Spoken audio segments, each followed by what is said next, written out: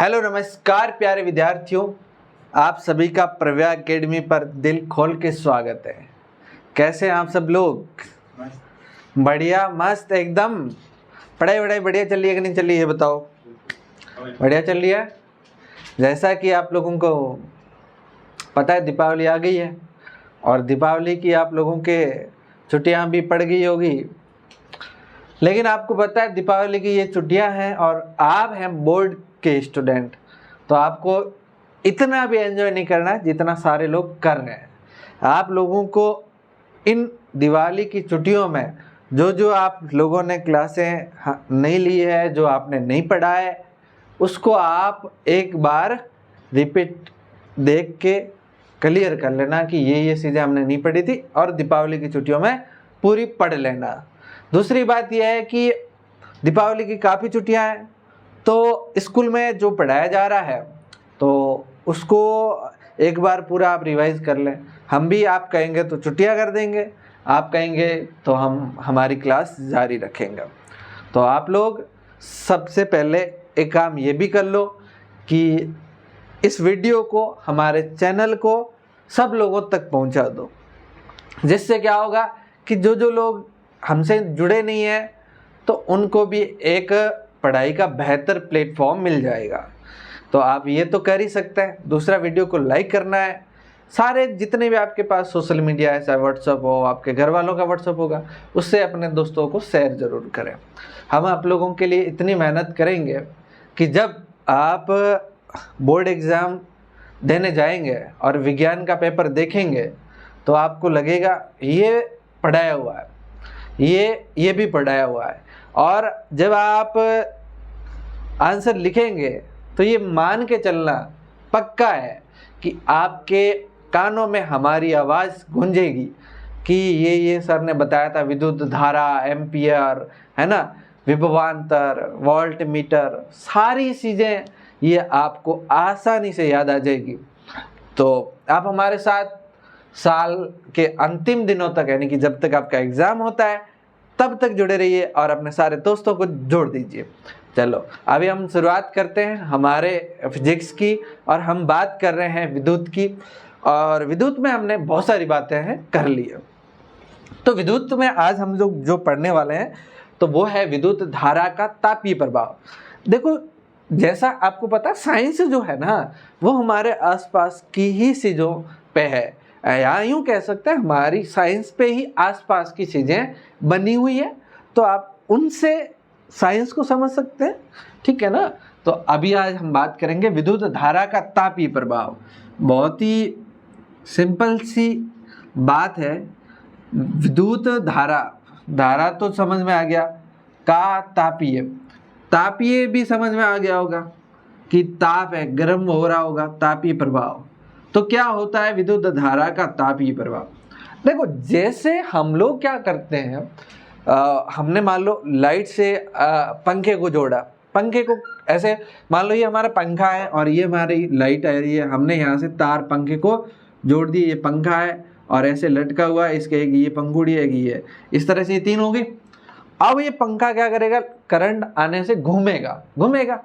तो एक बात है, हम ये कह रहे हैं कि विद्युत से पंखे ने कार्य किया, ये कोई विद्युत युक्ति है, इसने कार्य किया।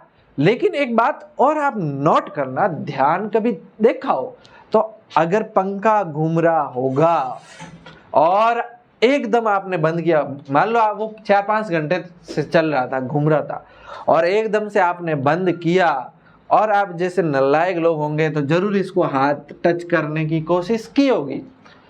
तो अगर आपने हाथ टच करने की कोशिश की तो आपने एक चीज महसूस की होगी कि ये जो पंखा था ना ये गर्म था, ये पंखा था ना ये क्या था, गर्म था। अब ये गर्म कैसे हुआ?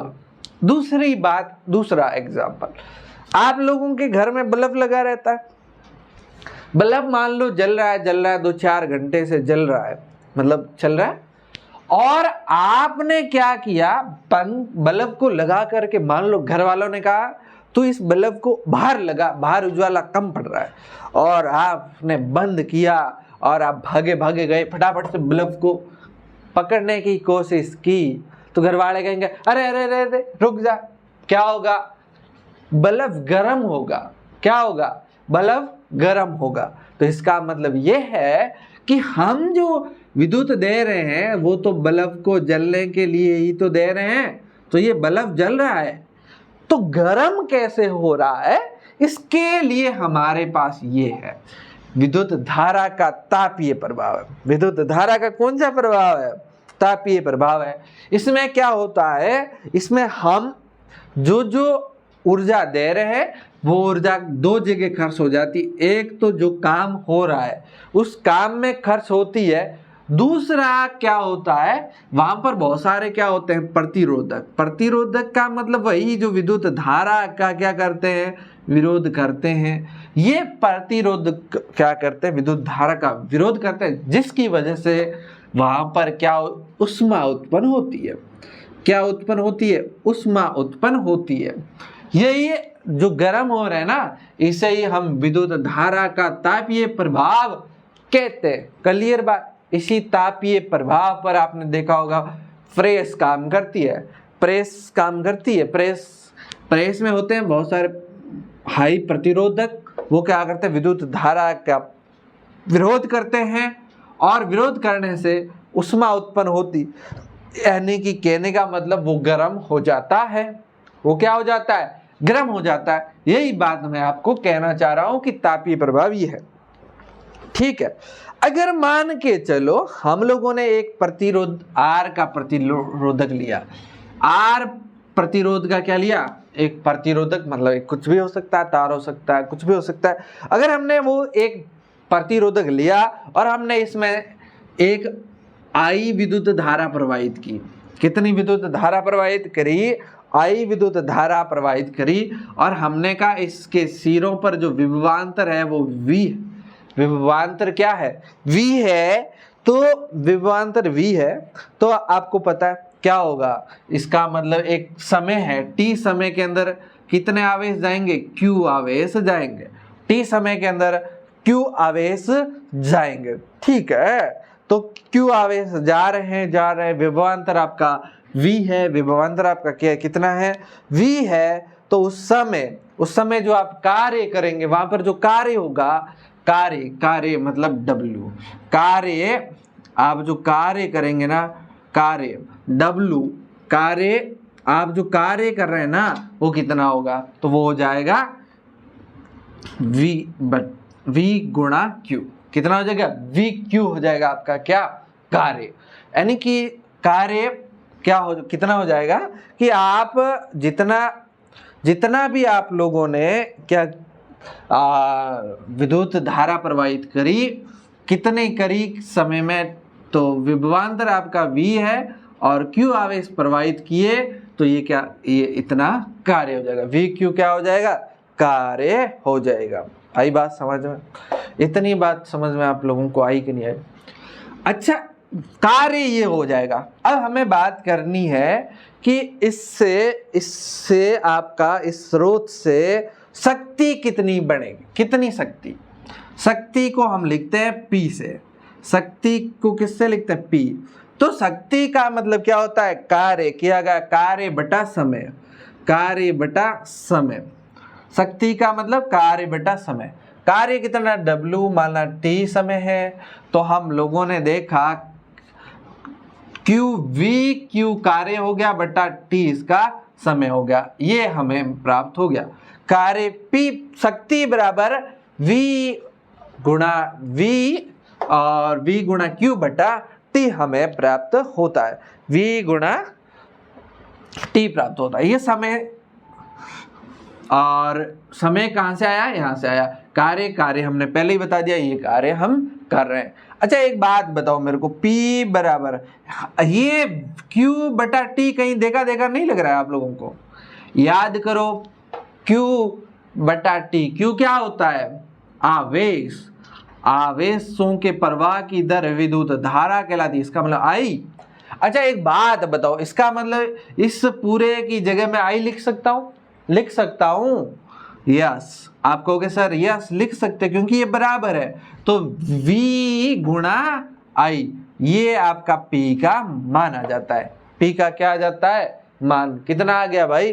v गुणा आई। अब यहां तक आप लोगों को किसी प्रकार की दिक्कत, कोई दिक्कत है क्या? बिल्कुल सिंपल था। पहले हमने क्या कहा? कार्य कितना हो गया? v गुणा q। ठीक है, p का मान होता है कार्य बटा समय। समय हमने लिखा t और कार्य को लिखा हमने w। ठीक है, कार्य कितना था? v गुणा q रख दिया और समय t रख दिया। हमने देखा कि q बटा t का मान i होता है, तो हमने क्या लिख दिया? इसकी जगह i का मान रख दिया और v को वैसा का वैसा लिख दिया। तो ये हमारे पास एक नया फॉर्मूला आ गया, p बराबर v गुणा i आ गया। अच्छा, अब बात ये है कि अगर हम एक t समय के लिए कोई शक्ति है कि कितने समय के लिए? t समय के लिए हमें कितनी शक्ति प्राप्त होगी? तो p इंटू टी, p गुणा टी करते हैं, तो बराबर कितना होगा? vi, इसको भी तो गुणा t करेंगे ना, तो ये हमें p गुणा t का मान प्राप्त हो गया। p गुणा t का मान प्राप्त हो गया। यानी कि कहने का मतलब ये है कि एक t समय के लिए हम कितनी शक्ति का उपयोग करते हैं, कितनी विद्युत धारा खर्च करते हैं। तो इस p को हमने t से गुणा किया, t समय, तो इसको भी हमने t से गुणा करेंगे तो बराबर हो जाएंगे। क्लियर बात? यहां तक किसी को कोई दिक्कत है क्या? तो यही बात मैं कहना चाह रहा हूं, p गुणा t का मान मतलब होता है ये उष्मा। क्या? उष्मा को हम लिखते हैं हीट से, h। उष्मा, इसका मतलब h बराबर में vi इंटू टी लिख सकता हूं क्या? तो इससे उत्पन्न t समय में कितनी उष्मा उत्पन्न हो रही है ये भी तो देख रहे हैं कि अब आप कहोगे इतनी हम विद्युत धारा जितनी प्रवाहित कर रहे हैं तो इतनी हमें ये शक्ति, यानी कि शक्ति p शक्ति थी, और उस मतलब ये क्या है? विभवांतर है, और ये क्या है? धारा है। अगर हमने v विभवांतर में I धारा प्रवाहित करी तो p शक्ति मिली। अगर हमने उसको t समय के लिए प्रवाहित करी तो हमें p गुणा t शक्ति मिली, यानी कि ये शक्ति है, और शक्ति इतनी विद्युत धारा t समय के लिए आप प्रवाहित करते हो, यानी कि ये विभवांतर v और I धारा t समय के लिए प्रवाहित कर रहे हो, तो आपकी उष्मा कितनी होगी? H बराबर VIT उष्मा आपको प्राप्त होगी। H बराबर VIT उष्मा आपको मिल गई। ये आपको समझ में आया? ये VIT आपको उष्मा मिल गई, ये आपको VIT उष्मा मिल गई। अब बताओ ओम का नियम क्या है? ओम का नियम V बराबर IR, V बराबर क्या? IR। अगर मैं इस समीकरण के अंदर V का मान IR रख दूं तो रख दूं क्या? तो आप कहोगे रख दो सर, V का मान कितना रख दूं? IR, फिर गुणा में क्या है? I और T। अच्छा बताओ, I को I से गुणा किया तो I स्क्वायर हुआ कि नहीं हुआ? बराबर I स्क्वायर, R का R लिख दिया और T का T। ये एक समीकरण और हमारे पास आ गया, और यही समीकरण हमारा किसका नियम है? ओम का, जूल का नियम है। ये किसका नियम है? जूल का तापन नियम कहलाता है। ये जो हम तापीय प्रभाव पढ़ रहे थे ना, इसी के लिए हमने एक नियम दिया, हमारे एक वैज्ञानिक थे जूल, और इसे जूल का तापन नियम कहते हैं। तापन नियम, ये जूल का तापन नियम है। अब ये इसी नियम से आपको क्या कहता है वो समझना है। जूल का तापन नियम ये कहता है कि कोई भी उष्मा है किसी प्रतिरोध में प्रवाहित हो रही है, विद्युत धारा जा रही है, तो उसमें जो उष्मा कितनी उत्पन्न होगी, मान के चलो हमारे पास पंखा है तो उस पंखे में कितनी उष्मा उत्पन्न होगी, तो वो ये बताएगा। क्या बताएगा? कि उष्मा जो है वो विद्युत धारा के स्क्वायर के समानुपाती उत्पन्न होती है, यानी कि स्क्वायर के समानुपाती। ये I स्क्वायर के समानुपाती उत्पन्न होगी H के समानुपाती, विद्युत धारा के स्क्वायर के समानुपाती होती है। कौन? उष्मा। अगर तुमसे पूछे उष्मा, और यहां से देखो H बराबर I स्क्वायर यानी कि इसके समानुपाती। अगर स्क्वायर विद्युत धारा के वर्ग के समानुपाती हो रही है, प्रतिरोध के समानुपाती है, प्रतिरोध के सीधी सीधी समानुपाती है, और समय के भी सीधी सीधी समानुपाती है। अब इन तीन बातों से क्या मतलब है? जैसे आप लोगों ने प्रेस है, आपके घर में क्या है? प्रेस है। अगर प्रेस को ज्यादा गर्म करना है, जल्दी गर्म करनी है, तो अगर ज्यादा करंट आ रहा है यानी कि विद्युत धारा ज्यादा आएगी तो प्रेस बेटा आपकी जल्दी गर्म हो जाएगी। और दूसरा देखो, यानी कि ज्यादा उष्मा निकलेगी। प्रतिरोध ज्यादा होगा तो ज्यादा गर्म होगी, प्रतिरोध अगर ज्यादा होगा तो ये ज्यादा गर्म होगी, यानी कि उष्मा ज्यादा निकलेगी। समय यानी कि समय का मतलब ये, अगर जैसे हम बात करते हैं बल्ब की, तो बल्ब यहाँ लटका हुआ है, हमने आधे घंटे के लिए चालू किया, एक बल्ब को, उसी बल्ब को हमने 2 घंटे से चालू किया, एक और बल्ब है उसको हमने 5 घंटे चालू किया, ज्यादा गर्म कौन होगा? तो सीधा सा आपको कि सर 5 घंटे वाला। क्यों? क्योंकि हमारा हीट है, उष्मा है, वो समय के समानुपाती है कि जितना ज्यादा समय होगा ना वो उतनी ज्यादा गर्म होती जाएगी। क्लियर बात? यही बात आप लोगों को समझनी है। यही जूल का तापन नियम है। यही क्या है? जूल का तापन नियम। अब जो ये ऊर्जा उष्मा है, इसका जो मात्रक होता है वो ध्यान रखना जूल होता है। उष्मा का जो मात्रक है वो क्या होता है बेटा? जूल होता है। उष्मा का मात्रक क्या होता है? जूल होता है। जूल को कैसे लिखते हैं? जूल, या इसको लिखते हैं जे। ये जूल उष्मा का ऐसा ही मात्रक होता है। ये उष्मा का ऐसा ही मात्रक होता है। क्लियर बात? सामान्यतः हम जो हम परिपथ देख रहे हैं वो ओम के नियम के बेस पे चलते हैं, ठीक है ना? V बराबर IR होता है। लेकिन इसमें क्या होता है? विद्युत धारा बढ़ती है तो विभवांतर कम हो, विभवांतर भी बढ़ेगा। ये एक दूसरे के समानुपाती होता है। विद्युत धारा बढ़ेगी, विभवांतर बढ़ेगा, प्रतिरोध बढ़ेगा, या विभवांतर बढ़ेगा, प्रतिरोध बढ़ेगा। सिंपल है। समानुपाती और व्युत्क्रमानुपाती तो आप समझ ही रहे, ठीक है? आई बात समझ में? ये बातें सिंपल सी थी, ठीक? इससे नंबरिकल क्वेश्चन भी पूछते हैं, तो नंबरिकल क्वेश्चन आप यहाँ जो चीजें देते हैं मान रखोगे, आंसर आ जाएगा। क्लियर? अब हम बात करते हैं कि इसका उपयोग कहाँ होता है। हमारे जीवन में कहीं उपयोग है क्या? तो हमने कहा उपयोग है साहब। कहाँ है? देखो इसमें क्या है कि जैसे ही विद्युत आ रही है, विद्युत आ रही है तो वो काम के साथ साथ उष्मा में खर्च होती है, उष्मा में खर्च होती है। तो कई बार तो जैसे बिना मतलब ही ऊर्जा खर्च होती रहती है, नुकसान होता है ना। जैसे पंखा है, पंखा, हमें तो पंखा घुमाना है, लेकिन थोड़ी उष्मा किस में गर्म हो रही है? पंखे को गर्म करने में खर्च हो रही है। हमें क्या करना पंखे को गर्म करके? कोई काम है क्या? है ही नहीं काम, फिर भी खर्च होती है। खैर कोई नहीं, हो रही है तो हो रही है, लेकिन फिर भी इसके कुछ उपयोग है, फिर भी इसके कुछ हमारे जीवन में काम आता है। जैसे हमने बात करी विद्युत प्रेस, आप प्रेस कर रहे हो ना, ये किसके? इसी सिद्धांत पे काम करती है। प्रेस किसके सिद्धांत पे काम करती है? इसी सिद्धांत पे काम करती है। विद्युत टोस्टर होता है, विद्युत तंदूर आता है, वो भी इसी पे काम। एक केतली आती है विद्युत, आपको चाय बनानी, चाय गर्म करनी, खटका दबाया गर्म हो जाती है। तो ये हाँ, हीटर आता है, चूल्हा आता है, ये सारे के सारे किस पे काम करते हैं? इस जूल के तापन नियम पर काम करते हैं। विद्युत धारा का तापीय प्रभाव, इसी को हम क्या कहते हैं? जूल का तापन नियम कहते हैं। इसी के नियम पर काम करता है, ठीक बात? इसका उपयोग प्रकाश उत्पन्न करने में भी कर सकते हैं। अजुवाड़ा करना है ना तो भी कर सकते हैं। कैसे? जैसे आप लोगों ने बल्ब देखा, बल्ब तो देखा ही होगा। ये इस तरह का आपका बल्ब है और इसमें एक तार लगा होता है ये, और ये चमकता है। यस, ये फिलामेंट है वो टंगस्टन का बना है। कौन सी धातु है? टंगस्टन। ये बहुत उच्च गलनांक वाली धातु है। इसका गलनांक इतना ज्यादा होता है कि ये पिघलता भी नहीं आसानी से। 3380 डिग्री सेल्सियस इसका क्या होता है? गलनांक होता है। इसका मतलब बहुत ज्यादा है।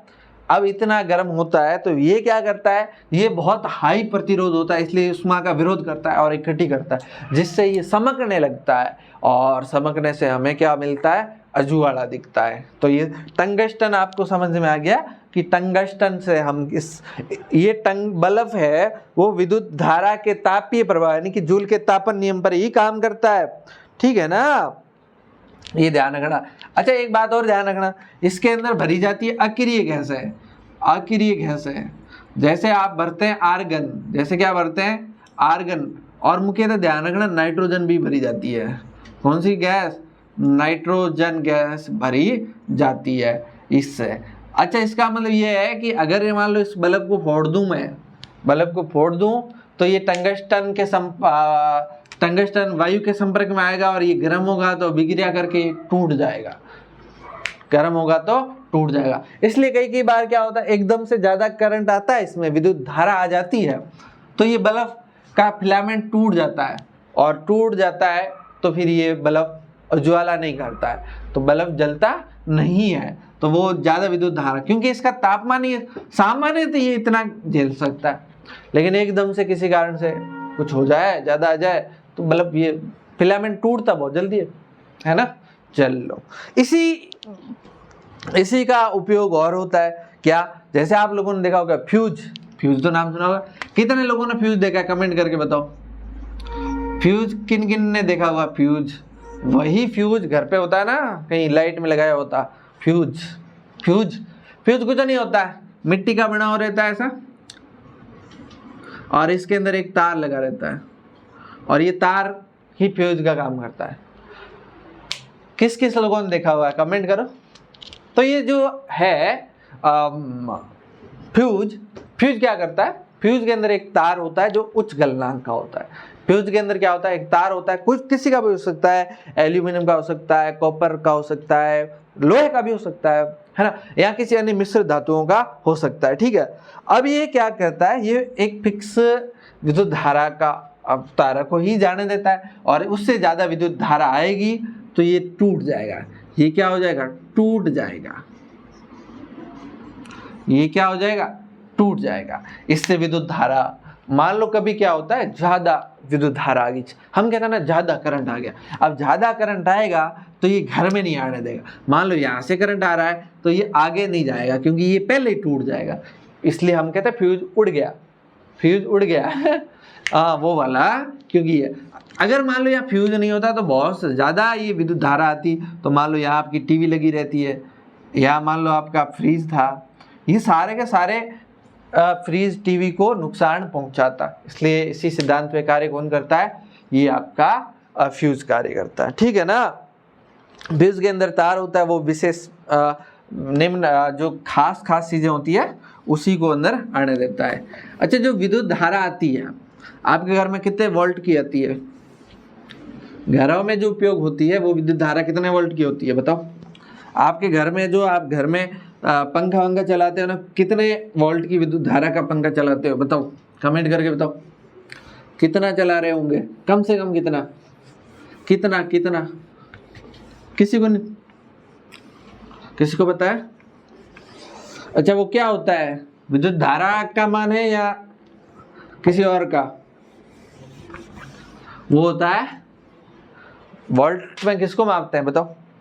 220 वोल्ट की विद्युत धारा आती है आपके घर में, यानी कि विभवांतर है, ये क्या है, विभवांतर 220 वोल्ट का विभवांतर होता है, ठीक है ना। और विभवांतर का काम क्या होता है, विभवांतर क्या करता है, इलेक्ट्रॉनों के प्रवाह को स्टार्ट करता है ना, समझे आप। ये विभवांतर क्या करता है, दोनों में अंतर होगा तो यहाँ से तारों में क्या होता है, इलेक्ट्रॉन दौड़ने लगते हैं, क्लियर बात। चलो आई बातें समझ में आप लोगों को। नेक्स्ट अपना एक और छोटा सा टॉपिक है विद्युत शक्ति। ये शक्ति तो हमने वैसे भी कर ली है, इसमें कोई नई बात है नहीं।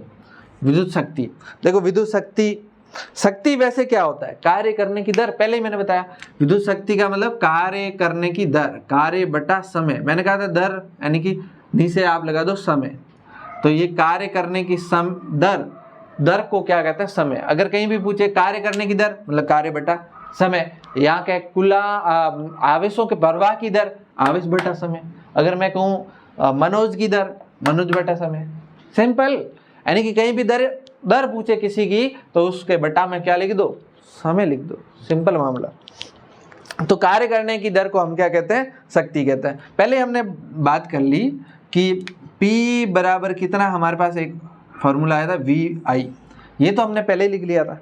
अच्छा एक बात बताओ मेरे को, अगर मैं V का मान लिखूं ओम के नियम से, V बराबर IR, तो I बराबर कितना होगा, I बराबर कितना होगा, V बटा R।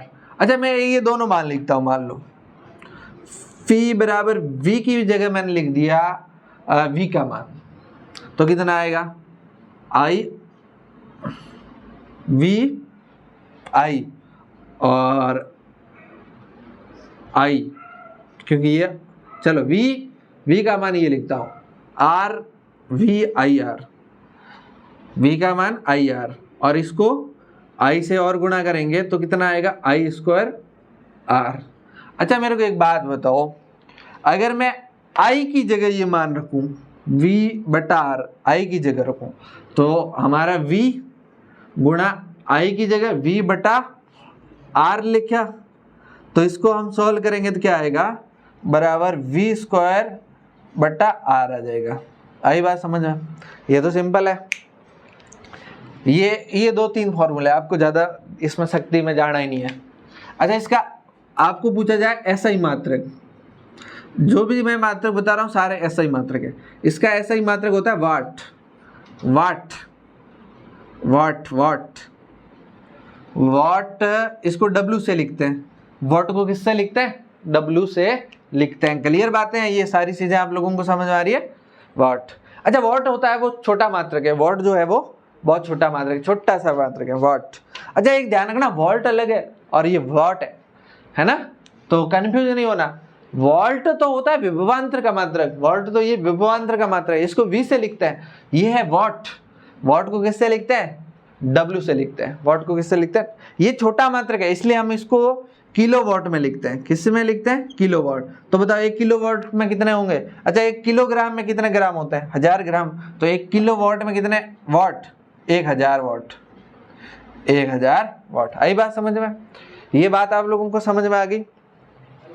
अच्छा 1 वाट का मान क्या है, 1 वाट का मतलब क्या है, 1 वाट का मतलब क्या है, 1 वाट का मतलब सिंपल सा है, अगर विभवांतर कितना हो, विभवांतर शक्ति का मान क्या है ये, अगर विभवांतर हो 1 और विद्युत धारा 1 एम्पियर प्रवाहित की जाए तो जो आपकी शक्ति बनेगी वो 1 वाट बनेगी।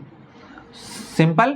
आपसे पूछे कि 1 वाट का मतलब क्या है, कि अगर एक चालक तार के दोनों चीरों के बीच 1 वोल्ट विभवांतर है और उसमें 1 एम्पियर विद्युत धारा प्रवाहित की जाए तो प्राप्त होने वाली शक्ति आपकी क्या कहलाएगी, 1 वाट कहलाएगी। क्लियर बात। अच्छा ये बात समझ आ गई ये। अच्छा हम बात करते हैं कि जो शक्ति है, जो शक्ति है या विद्युत शक्ति कह सकते हैं अपन, विद्युत ऊर्जा शक्ति, ऊर्जा शक्ति ये हमेशा इसमें समय साथ में होता है। विद्युत ऊर्जा शक्ति में हमेशा क्या होता है, समय साथ में होता है, समय होता है, बिना समय के नहीं होता।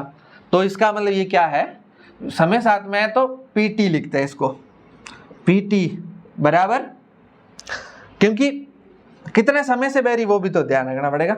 इसका मतलब ये क्या हो जाएगा, किलोवाट घंटा में लिखते हैं इसको, 1 किलोवाट घंटा लिखते हैं। तो इसको अगर हम वाट में बदलेंगे तो वाट सेकंड होगा, होगा कि नहीं होगा, वाट सेकंड। इसका मतलब बराबर बराबर बराबर 1 किलोवाट में 3000 क्या, चलो वो बाद में 1000 गुणा घंटे में कितने सेकंड, 60 मिनट गुणा 60 सेकंड हो गया।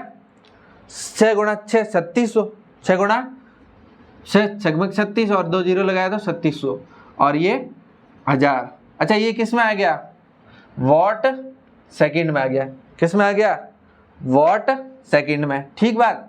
अच्छा अब इसको हम सॉल्व करते हैं तो पता है कितना आता है, 3.6 इंटू 10 की पावर आता है 6, 10 की पावर 6 और वॉट और गुणा सेकंड, और वॉट गुणा सेकंड। पहले हमने एक बात बताओ मेरे को, हमने बात करी थी ना पीटी, पीटी का मतलब क्या होता है एच, यानी कि उष्मा, उष्मा, उष्मा कह सकते हैं। अच्छा एच का मात्रा क्या था जूल, जूल होता था। तो ये हमने पीटी का ही मान है, तो हमने यहाँ पर लिखा वॉट गुणा सेकंड, तो वॉट गुणा सेकंड, वॉट गुणा सेकंड को हम लिख सकते हैं जूल। क्या लिख सकते हैं जूल। तो अच्छा बताओ मेरे को वॉट बराबर हम जूल बटा सेकंड लिख सकते हैं कि नहीं लिख सकते, लिख सकते हैं। तो ये हमारा मान, इसी मान को हम जूल में लिख सकते हैं। क्लियर बात, इसी मान को हम किस में लिख सकते हैं जूल में। अच्छा चलो ये बातें तो आप लोगों को समझ में आ गई होगी। एक क्वेश्चन सिंपल सा है 12.12 है। क्या कह रहा है कि कोई एक विद्युत बल्ब है जो 220 वोल्ट का है, कोई विद्युत बल्ब है हमारा 220 वोल्ट का बल्ब है, यानी कि V का मान है, विद्युत बल्ब है और एक जनरेटर से संयोजित है। यदि विद्युत बल्ब में 0.50 एम्पियर विद्युत धारा प्रवाहित होती है, 0.50 एम्पियर, ये क्या है I का मान है, प्रवाहित होती है, तो आपको शक्ति का मान ज्ञात करना है। कर लेंगे शक्ति का मान, शक्ति बराबर क्या होता है P बराबर V गुणा I। V का मान लिख लिया 220 गुणा I का मान लिख लिया हमने 50। शक्ति का मात्रा क्या होता है, शक्ति का मात्रा क्या होता है बताओ मेरे को, शक्ति का मात्रा क्या होता है, शक्ति का मात्रा क्या होता है वॉट, क्या होता है वॉट। इसी को हम क्या लिखते हैं, इसी को हम लिखते हैं वॉट इंटू सेकेंड। चलो भाई अब बताओ क्या पॉइंट है ना, तो पॉइंट को हटाना है, तो हमने क्या किया इसके 2 जीरो लगाए, क्योंकि पॉइंट के बाद कितनी संख्या है 2, तो 1 जीरो से ये कट गया, 1 जीरो से ये जीरो कट गया, पीछे कितना रहा 22 गुणा 5, 22 को 5 से गुणा करेंगे तो 5 दू 10, हासिल 1, 5 दू 10 और 1 11, तो ये आंसर आ जाएगा जूल इंटू सेकेंड, या इसी को क्या कह सकते हैं वॉट, इसी को क्या कह सकते हैं वॉट। क्लियर बात, आई बात समझ में आप लोगों को, ये सिंपल सी बात है। अगर हमने शक्ति की बात करी है तो ये लिखेंगे, पीटी की बात हम लोगों ने करते हैं तो हम पीटी की बात करेंगे तो हम क्या लिखेंगे वॉट इंटू सेकेंड।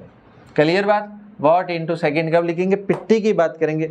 अगर हम सिर्फ पी की बात करते हैं, समय नहीं है हमारे पास, तो हम मात्रक वॉट लगाएंगे। हमने वॉट लगाया, एक बात बताओ वॉट, वॉट को हम किस में लिख सकते हैं, ये बताया ना जूल बटा सेकंड में, तो आपकी बुक के अंदर जूल बटा सेकंड भी लिखा होगा। अगर मैं इस आंसर को 110 जूल बटा सेकंड लिखूं तो भी गलत नहीं होगा। क्लियर बात, ये सिंपल सी बातें हैं हमारे इस फिजिक्स के विद्युत की। इसी के साथ हमारा विद्युत का पार्ट या सुपड़ा साफ होता है ना, यानी कि सुपड़ा साफ का मतलब आपके दिमाग से नहीं करना, हमने जो नहीं आता उसका सुपड़ा साफ कर दिया। अब हमें सारी चीज़ें विद्युत से रिलेटेड आनी ही चाहिए। अगर फिर भी नहीं आती है तो बेटा आपकी गलती है, हम लोगों ने इतनी करी है, आप पढ़ते नहीं हो तो अलग बात है। तो आप मेहनत करिए, पढ़ाई करिए और अपने दोस्तों के साथ वीडियो को शेयर कर लेना, ठीक है। चलिए मिलते हैं एक नए वीडियो में, तब तक के लिए बाय बाय, टेक केयर, ख्याल रखिए और मस्त पढ़ाई करिए। Thank you.